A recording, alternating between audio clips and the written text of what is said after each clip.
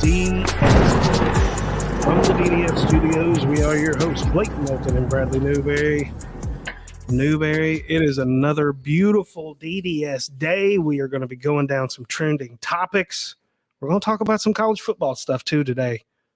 Tell us a little bit about what we got. Boy, we've got a jam-packed show. We'll try to get it in real quick for everybody for your viewing pleasure. We're going to do, it's here. I mean, it's NFL Championship Sunday. We've got some burning topics that we'll go round table style, just hit them at a very high level. We'll have our award-winning final thoughts at the end of the show. But first, tell us about our big topic. What are we presenting to the peeps today?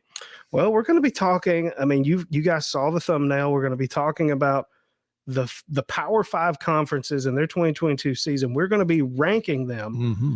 Who's going to be number one here? Who's going to be number 5?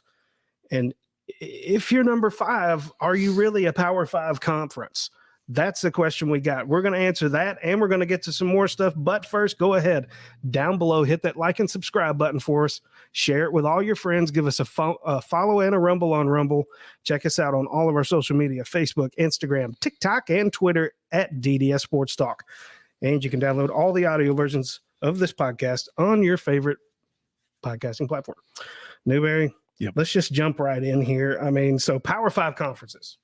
We're talking in no particular order: B1G, Big Ten, whatever you want to call yourself, the SEC, the ACC, Pac-12, and the Big 12. Those are what everybody commonly refers to as the Power 5 conferences. All right. Now we've come up with this is a list that we collaborated on. So we're going to officially present it as the 2022 DDS. Top 5. National list. I mean, this is it. This is our list. Mm-hmm. Tell us below if you agree, disagree. We love to banter with you. Hey, interaction. Down there in the comments, tell us what you think. Tell us how much you hate us.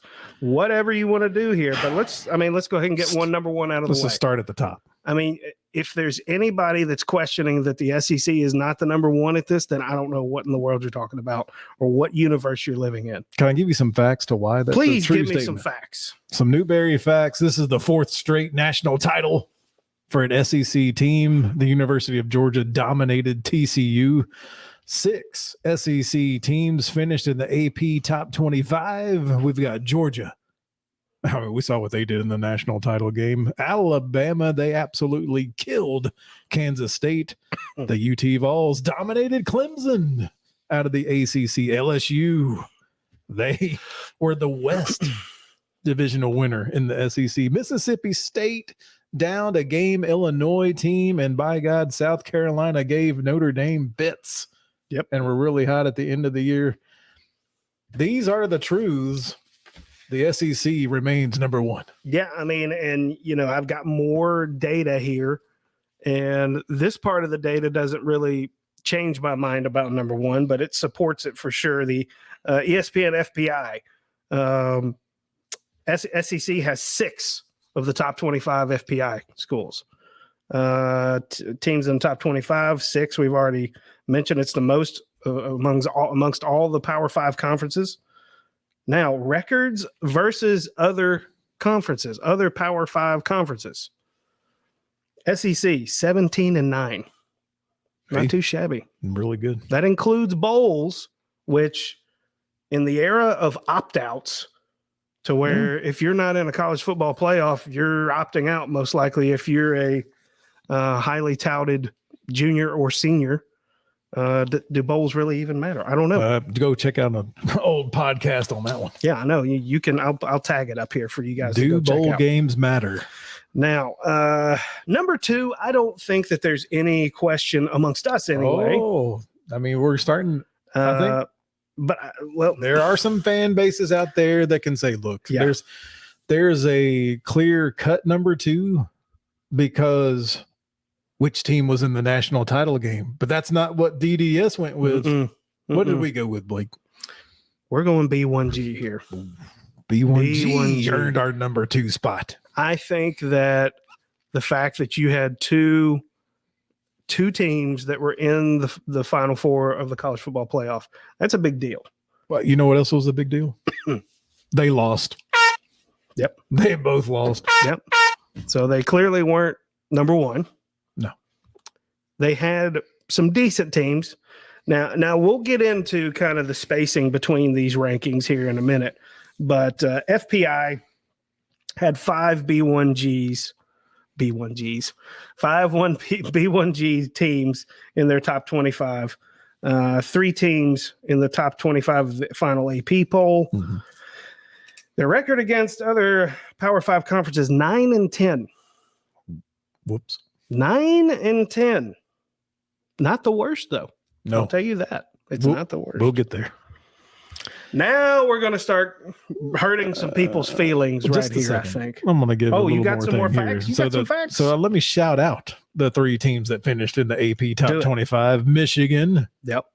Ohio State, which I still argue we saw the national title game on New Year's Eve. Yep. And Penn State makes the AP top 25. One more note that I wanted to call out for all you B1G fans out there that think you're just absolutely the best and maybe should be number 1. Pump the brakes. Here you go. 5 of your schools finished below the 500 mark, including Michigan State, Indiana, Rutgers, Nebraska, and that powerhouse Northwestern. So enjoy your well-earned number 2 spot as we progress. Yeah, and just so y'all know, here's the records right there on the screen for you guys to see against other Power 5 conferences. So who do we go with? Let's talk some more here. Now we're going to start hurting some people's feelings. I'm going to go ahead and tell you that. I'm going to be honest with you. I had this completely different before I started researching it. We do our research. We do our research. I didn't have this team here. I didn't. I had them lower. You mean conference? I mean conference. Yeah. Sorry. This group of teams, this conference. I did not have them here. But the Pac-12, if we're going on facts, the facts clearly show that they are actually number 3.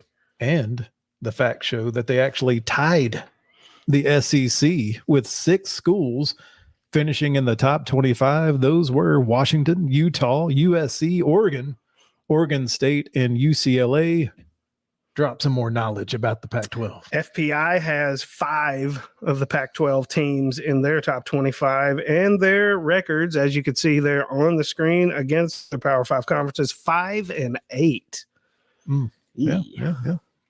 But, I mean, if you're looking at an overall body of work, as far as the entire conference, that's where they belong. I mean, now there are some people that are going to sit there and say Pac-12 should be number 2.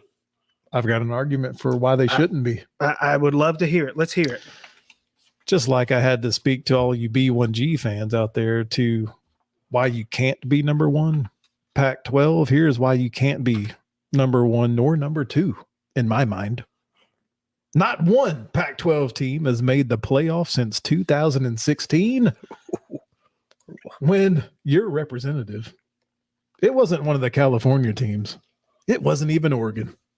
It was Washington. Suck on that, Pac-12. Enjoy your number 3 ranking. Now down to number 4. Now that we've clearly hurt some other 2 other conferences' feelings, we're going to find out whose feelings are we going to hurt the most. This is just facts. Hey, come on. Facts don't care about your feelings. Nope. They really don't. Who's number 4? All right. But wait. Before we've gone 1, 2, and 3, and we haven't even talked about TCU yet. Surely they're number 4, right? No, they are not. Number 4 is the ACC. Whoa. Tell me a little bit. Tell me how many teams are in the AP top 25 at the end of the season. 3. There are only 3 out of the ACC. Florida State, Clemson, and Pitt. That's it. And 2 of those teams, there was a lot of argument that they were just absolutely fraudulent by people on this show. I know Matthew Parker has been screaming to the high heavens about about how they were fraudulent all year. I do want to give a shout out to an ACC team. Okay. I want to shout out Duke and Coach Mike Elko for finishing 9-4 with a Duke football team. Hey, congrats. If you can get that done at Duke, you deserve a kudos. Let's put a pin in that 9-4 number there at Duke. We'll remember that. We'll come back. We'll circle back here. But FPI has 3 teams in the FPI top 25, and their record against other conferences 10-14. 10-14. Not that good. They're traditionally more of a basketball conference. They've got some traditional names. They've got the Miamis, the Florida States. They're not really producing right now. There's a lot of those too early polls out there that are saying Florida State's going to make some noise next year. We'll talk about that. I think it is way too early to be talking about something like that. But ACC, you are, in my opinion, a clear 4th place. It is the 2nd straight year with no representation in the college playoffs. And lest you forget, ACC fans, the one and only the U lost a home game to Middle Tennessee State University and the Blue Raiders. Yep. You have earned the number 4 spot. Absolutely. Well, that only leaves one of the Power 5 Did left. TCU's conference even make it at 5? There is argument whether or not they should even be a Power 5 conference. Tell me how many teams were in the final AP top 25 poll. So we went with the Big 12 at number 5. 3 teams finished in the top 25 AP, including TCU, Kansas State, Texas. TCU didn't even win their own conference here. Nope. The conference champion, Kansas State, got their ass handed to them by Alabama. Yep. Some of your teams are leaving the conference. Guess what? Alabama didn't even play in the conference championship in the SEC. They weren't even second in the SEC. No. And then TCU goes and gets boat raced and embarrassed. Didn't even show up on the national championship. But that didn't surprise anybody. No, right? I mean, it doesn't to me. I mean, and hey, in Texas, guess where they're going to be pretty soon? They're joining the big boys. Now, that brings us to the main reason that I feel like they are number 5, and that is because they are disintegrating. They're becoming non-existent right in front of our eyes.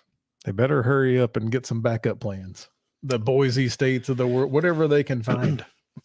For me, this goes back to our super conference conversation. I'll tag it in the video here too. SEC, B1G, Pac-12, they are clearly head and shoulders above everybody else. So much to the point to where they're poaching teams from these other conferences. People can argue about the ACC all they want. I think that the ACC is going to go away eventually. I really do. But let's talk about a little bit about the gaps, the differences between 1 and 2, and 2 and 3, and 1 and 5, whatever. I'm just going to tell you right now, Newberry, there is the SEC seems to be, I mean, this is broken record. I got it. They seem to be light years ahead of the rest of the conferences, in my opinion. Now, this is just my humble opinion, but you mentioned the 9-4 record by Duke. Mm-hmm. If you're a 9-4 team in the ACC, that means you're beating up all the ACC teams, but no one cares. No. If you're a 9-win team in the Big 12, no one cares. I guess not, because they weren't ranked in the top 25. If you are a 9-win team in the SEC, you are a solid top 15 team in the nation. Undisputed. I mean, I would even argue if you're a 9-win team in B1G, probably. If you're a 9-win team in the Pac-12, you might be. Yeah. The SEC and B1G at the top are closer than the whole, if that Yes. makes sense. Yes. B1G, yeah, they're a lot closer than the rest of them. I wouldn't say that they're that close, but obviously you can't argue the fact that, Ohio State took the number one SEC team down to the wire in the college football semifinal game. And the Pac-12, I don't know, man. I mean, you've got your quote unquote traditions with USC, UCLA. These committees love Oregon, them some Pac-12 teams. I can tell you that. Cal. They're just not producing on the fields. I mean, they kind of play each other. And what are you doing out of conference? It's time to step it up and, take some risk, man.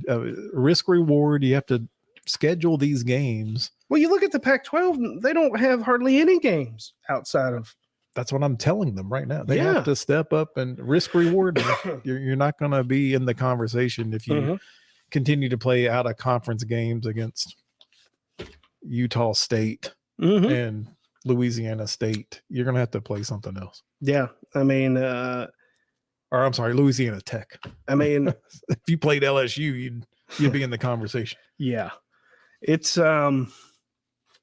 It's pretty amazing to me to see the disparity between conferences, particularly once you get past the first two conferences. I'm still not terribly impressed with the Pac-12 at all. I think there's a much bigger gap between the top two and three and below. Boy, that number 4 though, that ACC thing, media and fans try to their best to pump up the U and Florida State, Clemson. I mean, they've been riding the coattails of Clemson for years, man. And when Clemson doesn't get in, then you're just a who cares conference. Well, me and Parker have been saying all year that Clemson has a systemic problem. And if you don't have a Trevor Lawrence, if you don't have a Deshaun Watson, if you don't have wasn't ETN was a guy there too, right? Running back.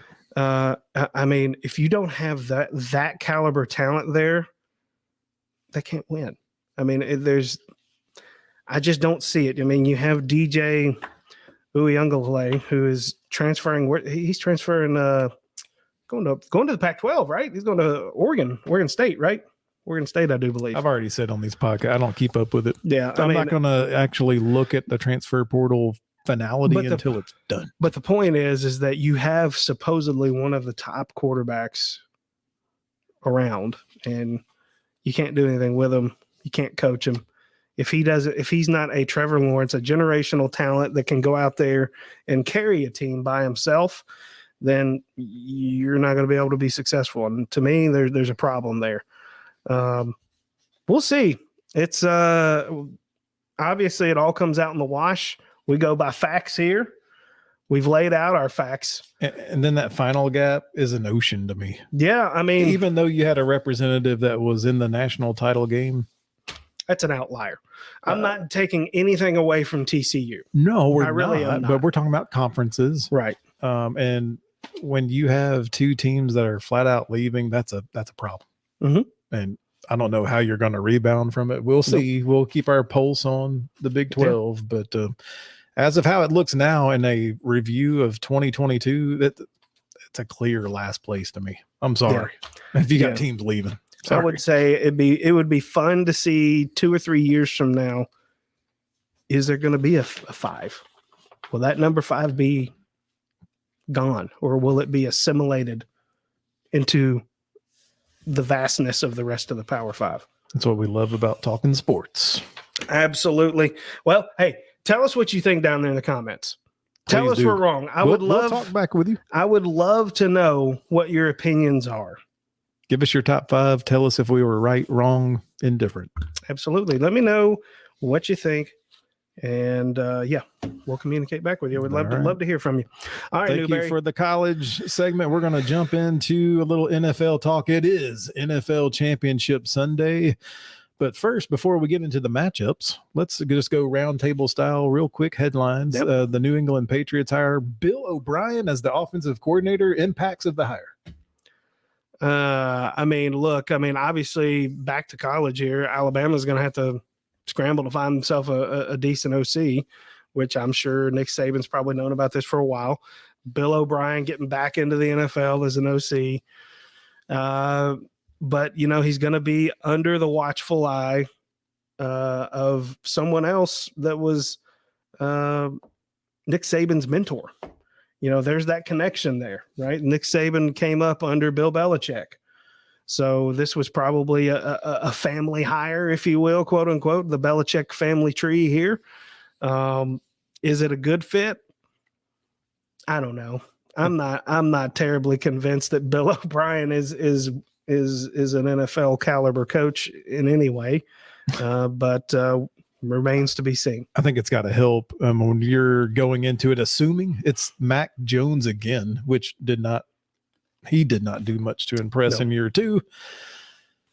It sets up for a better system, maybe. Did they do it to try to lure the eyes of Tom Brady to come back home? It seems far-fetched to me, but man, I don't know. It's probably leans in my mind towards good than bad.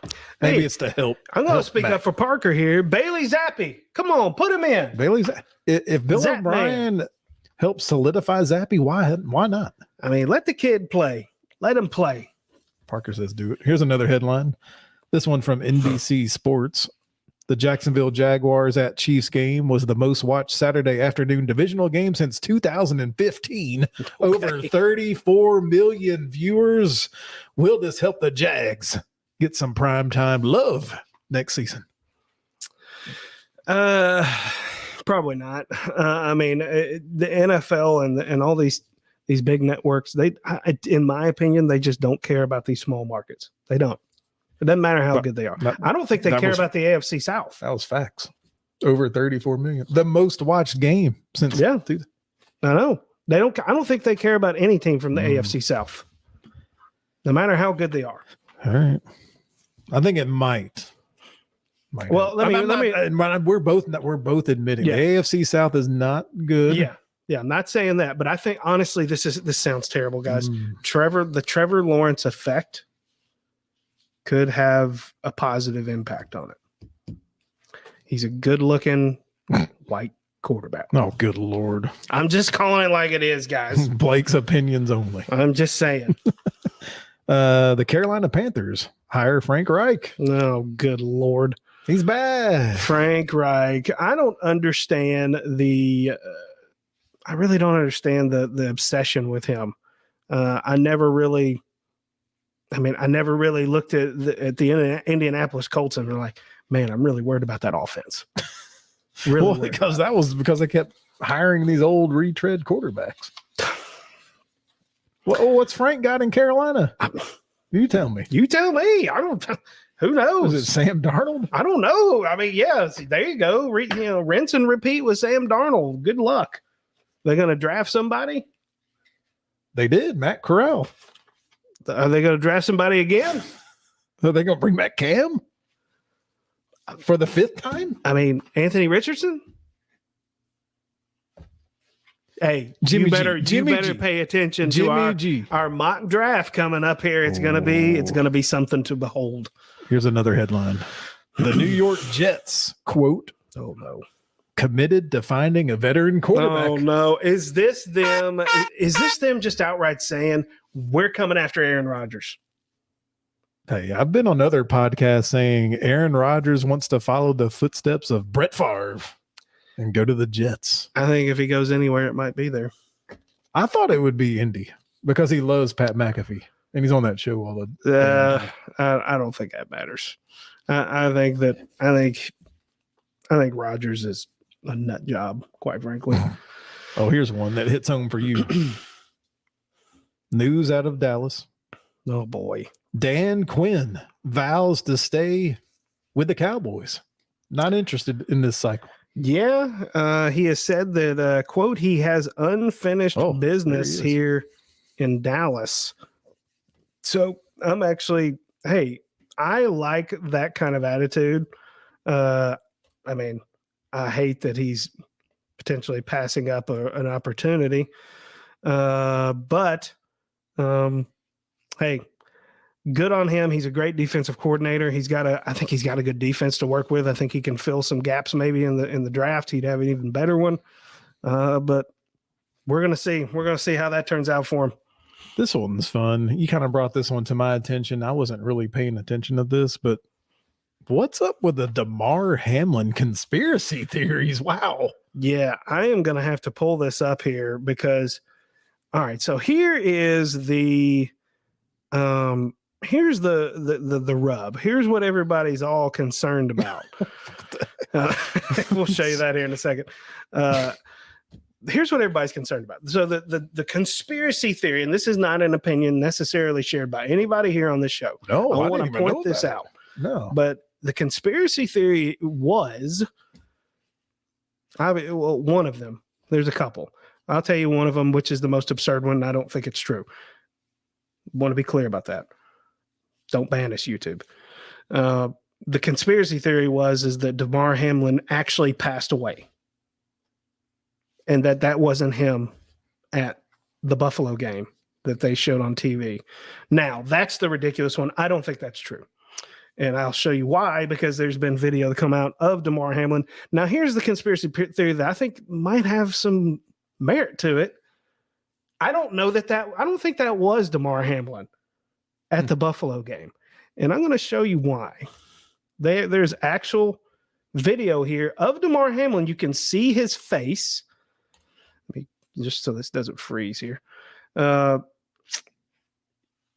You never saw his face at the Buffalo game the other night. He always had his hood up. He always had his mask on. They never showed a direct shot of his face. It was always from behind. Whenever they shot it into the booth, it was dark. There's a lot of snow. You never could really see. All you saw was kind of his impression, waving his hands. Now, Damar Hamlin's been recovering from being in critical condition. He's been on oxygen. He's only like a week out or whatever. Let me show you this video that was posted to Twitter, and it is Damar Hamlin. You can see his face, and this looks more like what I would expect him to look like, being so close to being in critical condition. Obviously, this is the joke that this was Damar Hamlin doing bench press, and that's a horrible joke. I don't believe that one bit. So here you go. This is actual video of Damar Hamlin 19 hours ago, it says, barely walking. This is what I expect someone who suffered the kind of injury that he had, was in critical condition. That's Damar Hamlin. It's clear he wasn't going to be able to jump up and down in a booth, right? I've got questions. This is all it's everywhere here on Twitter. It's a huge story right now. See, this is the guy right here. See, you don't see his face. He's got a hood up, got a mask on. Never see his face. It's the same guy that was at the Buffalo game. There you go. Here's the video with it inside the booth. There you go. You never see his face. I'm not, after what I just saw, do you think that's the same guy from the other video? I don't see if there's any way. Why would he have his hood up and his mask up? I don't buy it. This is interesting. I'm speechless. Stay tuned for this. I mean, was this just a giant? Was this a publicity stunt? I hate saying that, man, because I don't like it when people take advantage of people's misfortune, and I really hope that everybody's mistaken. I really do. But looking at those videos, doesn't look good. Doesn't look good at all. What do you have to say? You are literally speechless. This guy doesn't get speechless, and he's speechless over here right now. The facts. I mean, that's what I kind of build my shtick around is facts. And look, I don't know any of that to be like true. this for the first time. Yeah. I've not seen it. Didn't even know that this was a thing. It's a bad look, right? I don't know. I can't imagine that the individual that walked into the Buffalo Bills locker room pregame wasn't him. I mean, But Do you you think- saw the guy that was moving I around did, there? If- but you think that 80 or so players and personnel would have just gone along with the joke?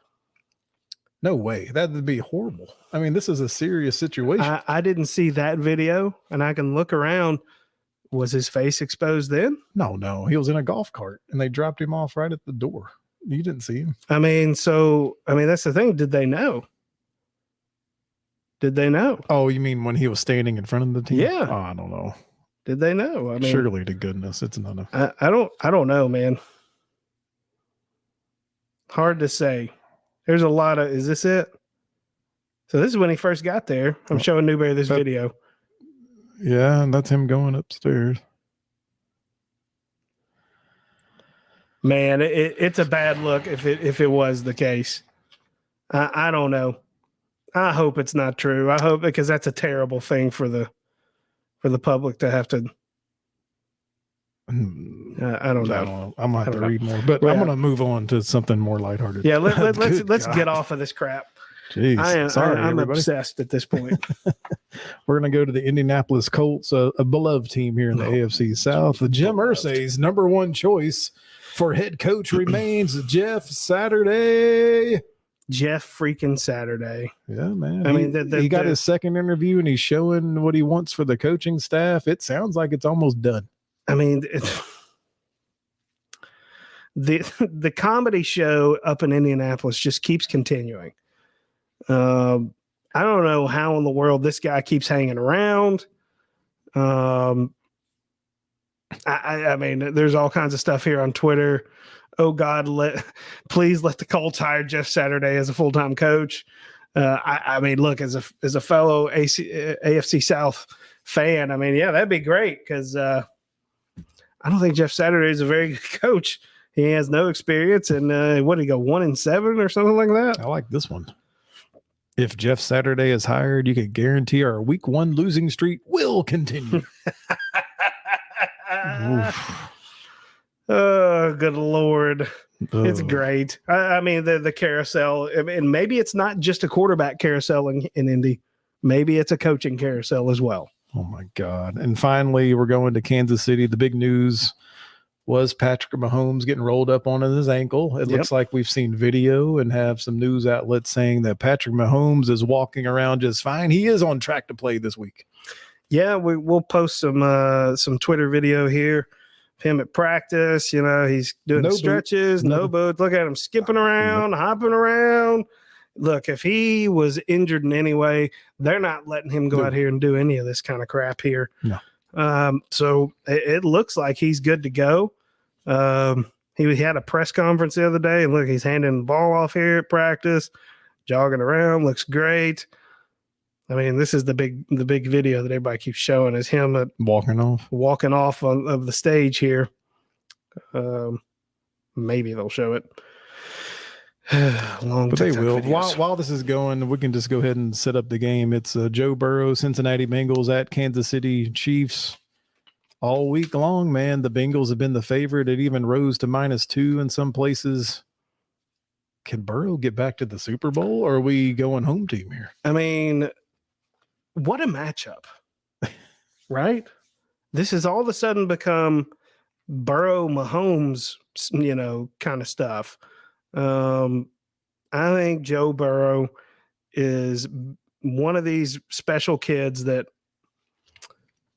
you don't really ever see. He's the kind of guy that everybody in Jacksonville is hoping that Trevor Lawrence is. Me too. And that obviously remains to be seen. Mm-hmm. Joe Burrow, though, it just, everywhere he goes, it just oozes out of him. What was it that he said after the game? They better get them refunds ready. Get them refunds ready. I love it, man. He is all show. He's a showman. He delivers on the field. He's got a lot of really good talent around him. Even when he doesn't have good talent around him, if he has a terrible offensive line, he still finds a way to make it to the daggum Super Bowl last year. I tell you what, I've always been a Joey football fan. I think if anybody is going to dethrone Patrick Mahomes, it's going to be him. I'm going 35-31. Joey football. I mean, it's just another, on paper, looks like a great matchup. The Cincinnati Bengals offensive line, patchwork offensive line, absolutely road graded. On the road, they demolished the Buffalo Bills. These were with backups. Yeah. Backups that the Titans don't have. Right. Backups that the Jags don't have. Mm-hmm. It showed everybody else's deficiencies. And earlier this year, Cincinnati fans, we were talking about the moves that your team made at offensive line for their starters. We're like, look, this is patchwork. And we were making fun of, hey, you're going to give up 500 sacks this year. Yeah. Bengals are bungles. Hey. They've completely turned this around. They said we are the MFing Bengals is what we have absolutely turned around. Congratulations, Cincinnati. Man. For myself, just like last week when I went a perfect 4-0. He doesn't like not to talk tweeting about my own. He doesn't like to talk I about just talking facts. I'm going with the home team here. I think Kansas City wins by 7, but plenty of entertainment for all of us. I think it's going to be maybe like a 27-20 game. But this is going to be a really fun game. I think it'll be to fun. watch. I think it'll be fun. It'll end up being more fun than the Buffalo game because Josh Allen, you laid a fucking egg. Yeah, he did. I'm sorry. I mean, that was absolutely horrible. Oh, it was terrible. You're playing at home. You throw no touchdown passes. You look lost out there in the snow. You're playing in Buffalo. That's what you do. Let me. I believe I saw it somewhere. I'm sorry, guys. I don't have it to pull up. I believe I saw something that said that Josh Allen has won as many playoff games as Ryan Tannehill. Same number. Okay. I mean, it's like, it's not just about talent. It's really not. It's just not about necessarily talent. You got to have everything around them. It's not about talent necessarily just at the quarterback position. Hey, there are a couple of teams in the NFC. Let's talk about them. Let's hear it. There are a couple of teams in the NFC that have talent all over the field. Oh, my gosh. San Francisco 49ers at the Philadelphia Eagles, and probably, arguably, for each team,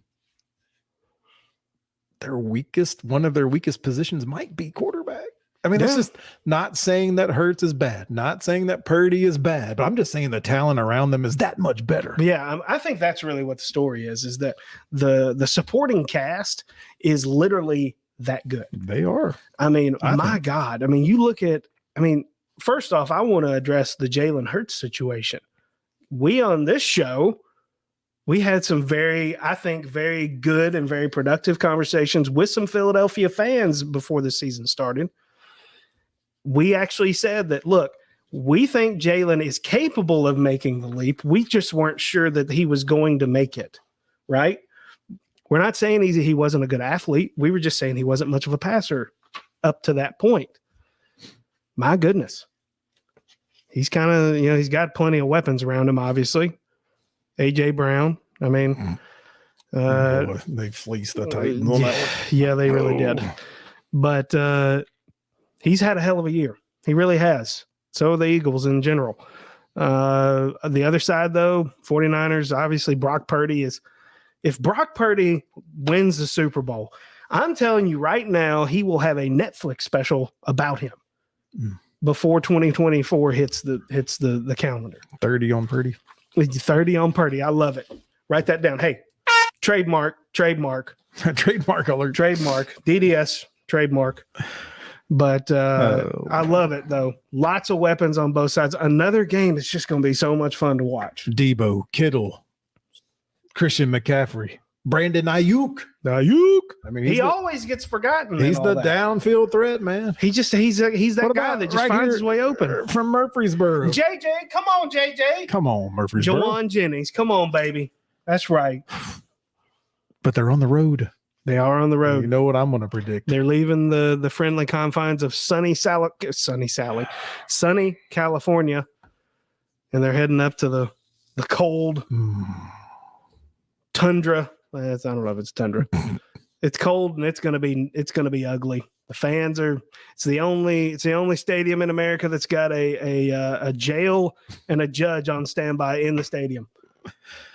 Hey, look, I'm going home team. I'm going Philadelphia Eagles, which, by the way, not to toot my own horn,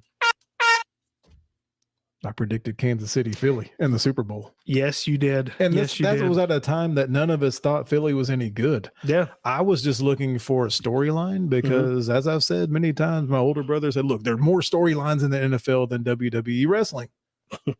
I thought Kansas City was going to be good. I'm like, okay, what's the storyline here? It's Kansas City, Philly. Yep. I'm going Philly. They're going to win by 6, and I wouldn't be surprised if this score was 16-10. Low score. I can see that. Just like your Dallas game. Yep. I'm going to go. I like the 30 for Purdy or Purdy for 30, whatever. I like the idea. Sticking with JJ there in San Francisco. I think they're going to go out there and get it done. I do agree with you. I think it's going to be a low scoring. Both road teams for you. Yep. I'm going to go 17-10. Okay. 17-10. That's all I've got on my list. It is, man. Hey, guys, we really appreciate you joining us tonight. Go ahead and leave your comments down below. Tell us what you think about our rankings of the Power 5 conferences. Tell us what you think about our predictions for this weekend's games in the NFL.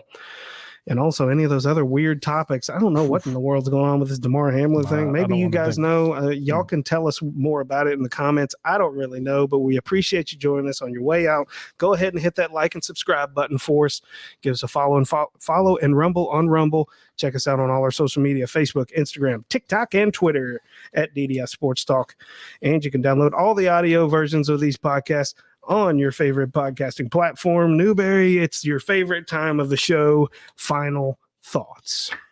It is. On January 26th, 3 years ago, the world lost Kobe and Gianna Bryant. Kobe Bryant earned 5 NBA titles, 18-time All-Star, 15 All-NBA teams, left the world way too soon on this day in 2020. Very, very somber day for a lot of people. A lot of argument of him being the greatest of all time. He's definitely in the conversation. He earned it. Mamba mentality is a real thing. We here at DDS for sure remember him and his daughter Gigi for sure. For my final thought, I just want to update everybody on the Fry Cook himself. Oh, Lord. Got a $4 million raise. He got a contract extension. I do believe it's through 2028. I do believe him and the DA, Danny White at University of Tennessee. The Fry Cook will be there for a while, and by God, let the Fry Cook cook.